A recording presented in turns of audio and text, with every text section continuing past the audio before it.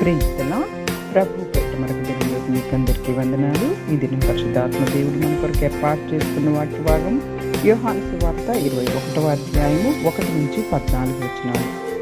అటు తరువాత యేసు తిబెరియ సముద్ర తీరమున శిష్యులకు మరలా తన్ను ప్రత్యక్షపరచుకునింది. ఆయన తన్ను ప్రత్యక్షపరచుకునే విధమేదనగా సీమోను పేతురు, దిదుమ అనబడిన తోమాయు, గలిలయలోని కానాను ఊరు అడుగు నతానయేలును, జెబెదయి కుమారులను, ఆయన శిష్యులలో ఇద్దరును కూడింది.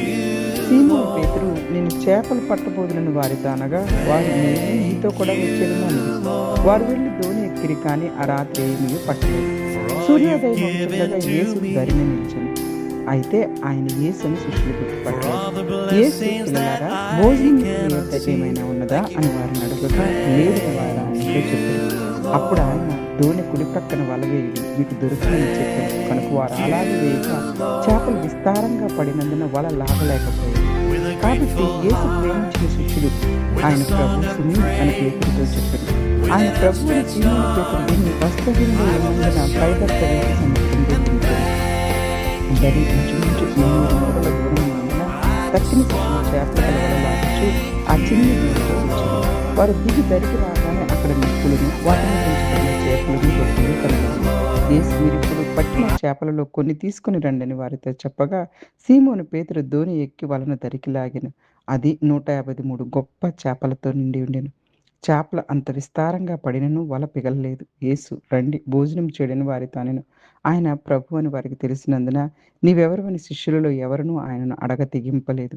యేసు వచ్చి ఆ రొట్టెని తీసుకుని వారికి పంచిపెట్టెను. అలాగే చేపలను కూడా పంచిపెట్టెను.